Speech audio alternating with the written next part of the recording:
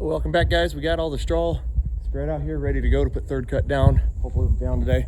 Got round bales to unload, and I'm going to take a set of wagons 19 miles north to the field we're going to be baling in. I think we got a heavy enough dew. I don't want to rake too early. I don't know if I get up there. I don't want to just sit around and wait for dew to burn off. It is 9:30 already. It'll be 10:30 before I get there. So I'm just going to load these round bales here, kill a little bit of time that way. Yeah, so let's get this unloaded and go from there. All right, they're all unloaded. 24 bales, a third cut. Take a look at this stuff here in the daylight, but it is 9:40, so I need to get going here because I want to start raking before it gets too dry. We're having rain on it. That's some really nice stuff. Just a little on the tough side, and I didn't want to have to unload questionable stuff, small squares in there, and sort it when we have a lot of hay to bale today. And you know, stuff's kind of questionable. I mean, maybe you could small square bale, maybe you can sell it. I'm not a big fan of maybe, especially when I have a big day of baling of stuff that's pretty much, I mean, nothing's guaranteed, but a lot better likelihood of being some really nice hay. And then having to unload this morning or find people to unload while I rake, or someone else out, like my wife, to rake. I just don't want to deal with it. I really don't. It wouldn't be worth the hassle, but yeah, we're in here. Barn's ready. I'm gonna grab a set of gloves, a bail hook. I'll grab a bail hook right now. Trying to think what else I need to grab. Moisture meter out of the one tractor. And we'll be good, because we're going to be hand stacking some of these wagons here today to make sure we get as much off as we can. So wish me luck. We're about a mile from the field now. I got a wheel bearing that's like completely out and the tires just doing this. I'm hoping I can make it. I noticed it, started doing that a couple miles ago. I got out and looked at it, and I'm like, oh well, there's absolutely nothing left. It looks awful. I'm just want to get it to the field and park it and worry about it later. And it's really awesome because, well, this isn't our biggest wagon by any means. Hand stacked, it would have been 150-ish, 160 bale load. But now we can't have on an already probably, I feel like it's going to be a good yielding field. Now we're one wagon short of where we were probably already short of. So I was figuring we can do 1,100, 1,200 bale on this field, or on wagons, and this field might do 1,300 to 1,400. So we were going to be short on our wagons, but now we're really short. Oh my gosh. Doesn't look like much right now, but till we start raking, this stuff's gonna look really nice. Look at that beautiful hay, beautiful third cutting. This is exactly what I want. Well, it seems to be raking up pretty nice. These are bigger windrows than I was expecting, so we're not gonna be raking one after another. We're just gonna open this up to rake the front rudder into the rear, and then just kind of keep shuffling around. That's a good enough windrow. I want to make sure it dries. That's the big thing. So what I was thinking possibly is I'd shoot down. So basically how I have it offset a little bit, I can open that up a lot further that way and rake more together. What I was thinking coming into this, if it was thinner, but it's not, but if it was, I'd have it all the way that way, so it's about 26 feet of working with. I'd go down and then come back and then kick it back into where I was. So basically we'll be raking about 50 feet together, but I think 26 is going to be about what we're going to shoot for here today. So once I kind of do this, I'm going to go split the field and then just start going around that, kicking it towards the center, if that makes sense. I'll show you what I mean once we get that far. So we're opening the field up right now. I hope I'm not raking too much into a row, but that's what we're doing. Let's zoom out here. And then what we'll do is we'll just drive circles around this, kicking it in, essentially. I think that's going to give us a nice windrow that should dry pretty good. What I'm pretty adamant I want to make sure we do is the windrow gets dropped on new ground. I mean, everything isn't going to be all that dry under. I mean, it's all consistently the same moisture under the windrow, but I don't want to leave unraked hay, if that makes sense.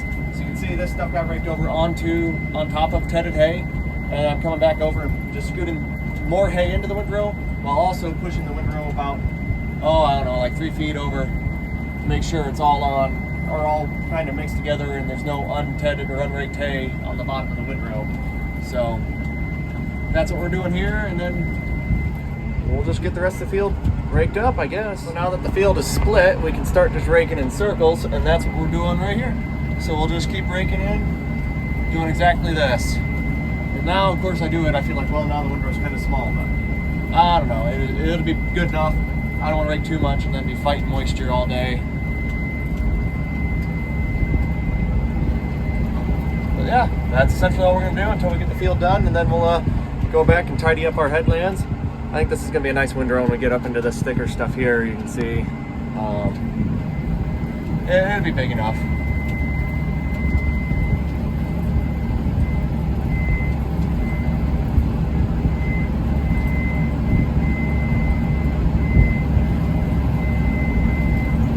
Oh, that's where we're at. We've been here for probably about an hour or so. Look at all them beautiful rows. So I got a couple passes left on that side. What I'm gonna do is probably go around here and just keep kicking it out either direction. And then when it gets tight to make those turns, then I'll shoot back there and just make these big loops around until we're finished. Because I don't really want to split the field 2 times. You always end up with a bunch of V rows, and that's really annoying. So we're just gonna take the little bit extra time driving on the headlands without raking, and instead of having a bunch of V rows. Because I'd rather have baling be a little bit easier than save 10 minutes on raking. This stuff's pretty borderline. Seen a lot of 16s, 17s. I'd like that to be the top end. Unfortunately, it's kind of the bottom end with a couple wet spots here or there in the bottom of the windrow. I'm gonna keep bailing a little bit more here, hop on a different row, hope it changes. Yeah, I don't know. Probably only gonna do this wagon if we even finish.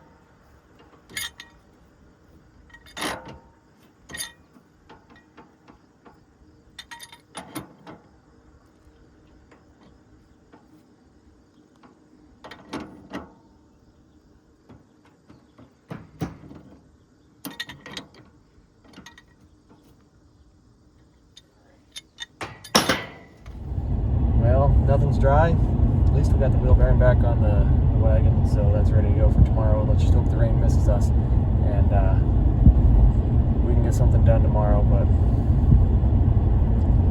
I'm losing some hope in how this is going to go. I think we're going to be all right. We'll figure it out. Always have. So at least everything seems to be running good. I mean, that baler's just crapping out bricks right now. Helps when you have all the hay dog springs intact, because it had 3 broken ones, and once I figured that out, stupid thing to overlook. I kind of knew that was an option or probability, and I don't know why I didn't look into that sooner. I'd done that 2 months ago. It would have relieved a lot of our issues with our bale shape. Stuff looks really good right now. But it's kicking out really good stuff. So I'm really excited to get this baler into some dry hay and just start cranking out some really uniform, really well, nice, just good looking bales. So let's hope the tides turn a little bit tomorrow. We can stuff inverted early in the morning if the dew burns off quick, and we can start bailing by, say, 2 o'clock or so. Kind of the backup plan is watching the forecast pretty hard, stack wagons until the rain comes, and maybe just tarp them out there in the field till it passes, and then haul them home and see how many acres we can get up on wheels. I think we got a tarp. It's got holes in it, but hopefully not too many holes that could cover as many as 4 wagons if we get them all close together. So that's kind of the worst case scenario. Let's hope it doesn't come to that.